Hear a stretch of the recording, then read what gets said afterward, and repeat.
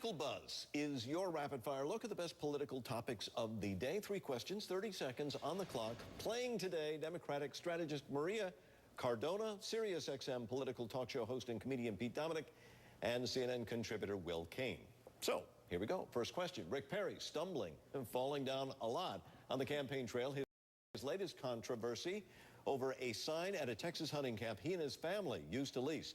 The Washington Post says it contained the N-word. How does Perry course correct? Will? On this particular issue, Martin, I don't know that he can, so I'm going to be very careful and try my best to be responsible on this topic. That Washington Post story was full of anonymous sources. It was full of speculation, so for a bunch of pundits to then go speculate about it and his association with it, I don't know that that's very appropriate. So I think at this point, Rick Perry has some questions to answer on this topic, and beyond that, I don't know that we're being very responsible by just spouting off. But it's out there, Maria, so what do you do? It's very tough. I agree with Will. I don't know that he can course correct it at this point. Taken alone, this is an incredibly serious issue for any candidate at any time. But the fact of the matter is that this now becomes a cumulative effect. It's this on top of his very weak debate performances, on top of the HPV, on top of his immigration issue, on top of his threatening the life of Ben Bernanke. I mean, it's one thing after the other, and I think what voters start to do is they start to build a gut feeling about him that is not good for him right now. Pete, is it the end of the road for Perry? I don't think so, Martin. I mean, I can't hear Republicans that were going to support him across the country. I just can't hear them right now going, oh, this is it. This is the final straw. I can't believe that word was in connection with Rick Perry. And I just, all the sexual innuendo that refers to that word head, I'm so offended by it. All right, well, let's move on. This one, the New York Times says that Chris Christie's people are looking to see if they can move fast enough to set up political machines in Iowa and New Hampshire. Is it too late for his team to start printing those Christie 2012 bumper stickers? Maria, what do you say? Well, you know, in politics, anything can happen, but I do think that from a timing standpoint, it is too late. He has not built any organization in any of the states that are important, but I think more importantly, he has already said that he does not feel in his heart that he is ready to be president. So he should take his own advice. If he actually jumps in now, he's going to be seen as the opportunist that he himself said that is not a reason to run for president. So he will have already written the ads that his opponents are going to use against him. All right, Will, what do you think? Well, regarding just how much time he has to do 4 things, Martin. 1, he has to fundraise. Apparently, there's no problem with that. Billionaires are begging him to get in. He needs name recognition. In today's media society, I don't think he's going to have a problem with that. 3rd, he needs to get on the ballot. Apparently, they think they can still do that, so he's not too worried.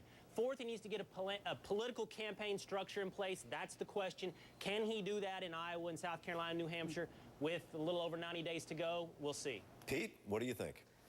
No, not a chance. I mean, Martin, you and everybody at CNN should have these videos queued up because you're going to be using them a whole bunch if he says he's going to run. He said so many times his heart isn't in it. He doesn't want to run, and we're going to be able to play those videos all day. Not to mention, the guy looks like a moderate Democrat on so many issues that are outside of fiscal conservatism, like gun control. He believes in science. He thinks Muslims are okay. I mean, there's all kinds of views that he has that are just not going to fly with the fringe right that has become the consistent middle with all of these mainstream candidates that we see on these debate stages. You just beat the buzzer. All right. Now, speaking of beating the buzzer, 20 seconds apiece. Listen to what President Obama told the Human Rights Campaign over the weekend. She was wearing 16-inch heels. She was 8 feet tall. It was a little intimidating. Talking about Lady Gaga, just in case you had any question. Who, if anyone, should President Obama really be intimidated by in the lead up to the November of 2012? Will? Anthony Kennedy. He's the swing vote on the Supreme Court, and now the Obama administration has asked the Supreme Court to review the constitutionality of Obamacare. This is not going to play out well. 3 months, 4 months before an election, you don't want to remind people that you were thinking about this and not the economy. But a loss at the Supreme Court level that Anthony Kennedy will be the one to deliver, if it is delivered, that'd be bad. Ooh, very insightful. All right. Maria. Well, apparently, at this point, Martin, the only person that he needs to be afraid of is generic Republican, because right now that's the only person who's actually beating him.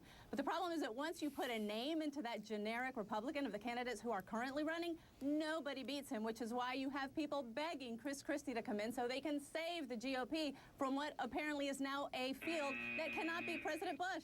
President Obama, I'm sorry. Pete, take it away. Well, first of all, Will had a great answer. Anthony Kennedy's a good one. But I think President Obama should also be very worried about President Obama from 2008. He's lost so much from his base, and there's going to be no votes and protest votes. And maybe Mitt Romney will now come out on like 10-inch stilts or heels to pretend he's Lady Gaga, since President Obama admitted he was intimidated by that. I can see that debate. That should play out. All right, well, thanks to all three of you. We've got some lovely parting prizes. You'll be handed those as soon as you're off the air. Thanks. So we appreciate it. Thank you.